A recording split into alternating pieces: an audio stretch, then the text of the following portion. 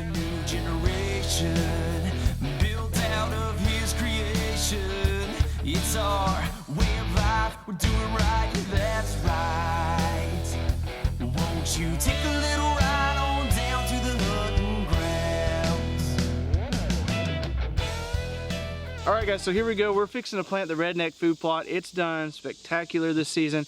It is by far the craziest looking food plot that I've ever planted.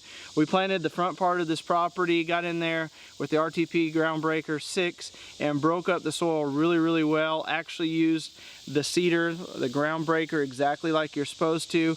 Got it set up, and we planted a lot of brassicas up there, and we just broadcasted over the top some winter wheat.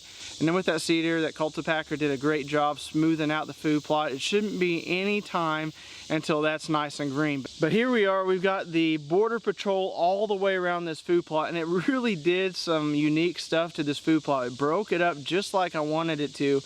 And we've got soybeans planted in here, and it's kind of weird the way that the deer worked into this food plot. They would work into certain sections of this food plot, and because that barrier was so tall in the middle, they just kind of staged up, overbrowsed certain areas of this food plot instead of crossing over and going over to the other side where it was much taller. And then some of the deer from the other side started working their way in. But you get some really tall spots out here, and you get some of these areas that's just had some concentrated browse that is below average on the height of this food plot. So it's worked exactly like I wanted it to. I came in here just the other day with the Groundbreaker and just lifted the front end of it, so we were just using the disc.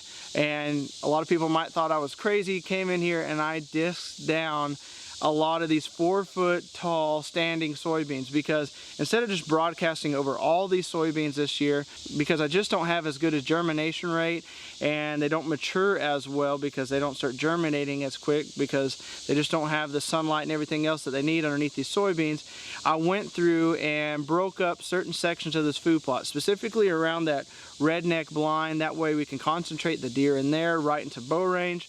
Up and down some of these areas I created strips, and instead of just going in with the 4-wheeler and broadcasting and hoping it takes seed in there, I'm going to go through and I've broken up these strips, and I'm going to take the 4-wheeler just with the cedar on the back and broadcast over everything. So it's going to broadcast over the soybeans that are standing, over the worked dirt that I did with the RTP, and then I'm going to bring the RTP back in there, put it on a non-aggressive setting on the disc, and with that cultipacker go in and at least roll in and cultipack those areas that I've dirt worked, so I get good seed and soil contact guaranteed there, and hopefully even better soil seed contact than I normally would in some of those standing soybeans. So we just don't have as bad of winters around this area, so I'm not really concerned about having as many standing bean pods as much as I would like to have my brassicas and wheats and everything growing in that really green lush stuff all season long. So that's my key focus, is to make sure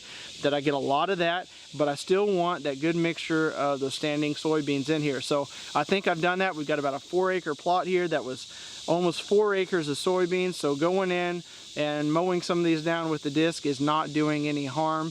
I think it's going to do more good than harm, because I'm bringing in a lot of tonnage of food in there that we're going to be planting that's going to be green guaranteed because of the RTP. If you notice from the aerial view, there's 2 areas of this food plot that's completely down to dirt. We kind of ran out of soybeans in this food plot this year, so we had to go to a local dealer and just buy whatever seed we could, and it kind of failed. The deer came in, overbrowsed it, or just didn't take off well enough. It took over with weeds, so we sprayed it, we've mowed it, we've disked it now.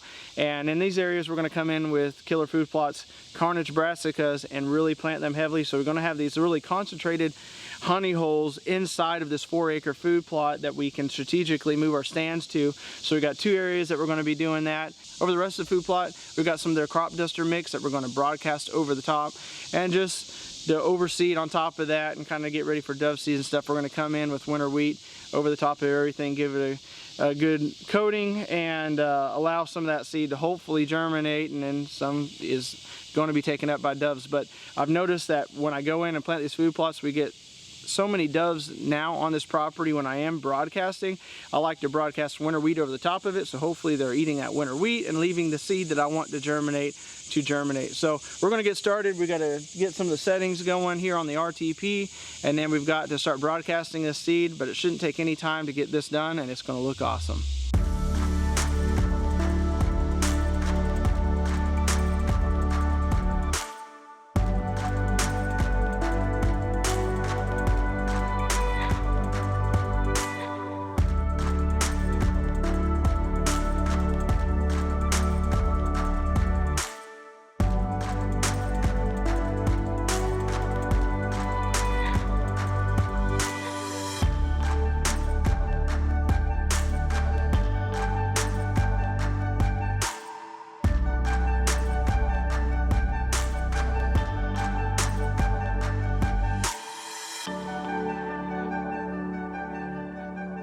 Well, the food plot's been seeded, but we're using this ground breaker for a little bit different use this time. Instead of using it to seed, because we only had 2 small pockets out here of actually worked dirt that were way under an acre, and so to put that little bit of seed would have unevenly distributed it in there. So what we did is we broadcasted it, and then we broadcasted with a 4-wheeler up and down this food plot.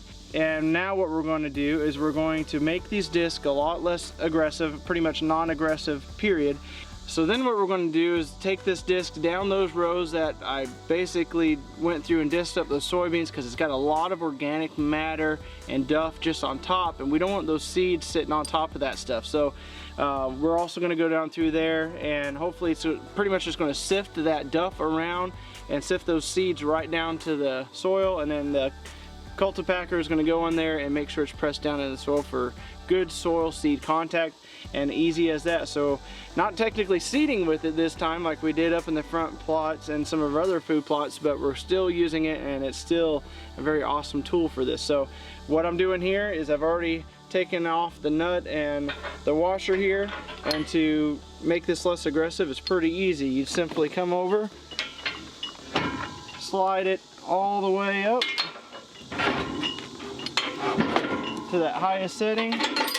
That disc at that point is pretty much just going straight, and it's just lightly going to coat that seed with a little bit of dirt, and then we got the cultipacker. We'll adjust this on each side, but I love that option.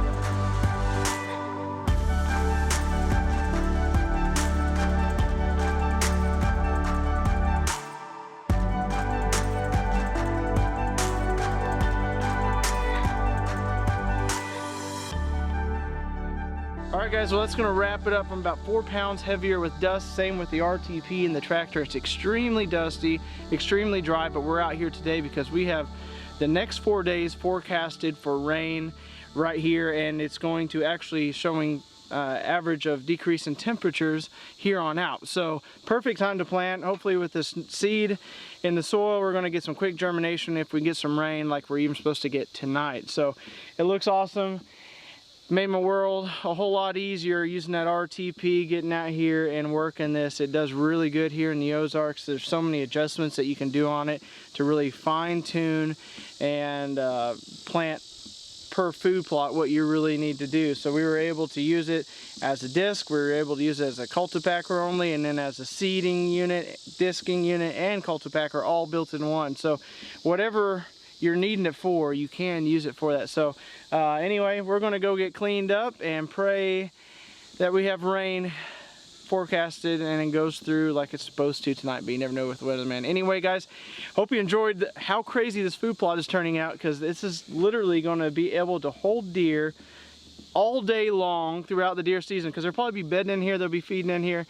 We got a nice barrier system that we can sneak in here and get to the tree stand without spooking the deer. So it's going to be the spot to hunt right here on the hunting grounds. But if you guys would, make sure to give a big thumbs up. Comment down below how your food plots are looking, if you've used any of our tips, and we'd love to see some pictures and stuff on our social media on Instagram and Facebook. And we've got links for discount codes and all our social media links down below in this video, so be sure to check that out. And guys, until next time, have a better than average day.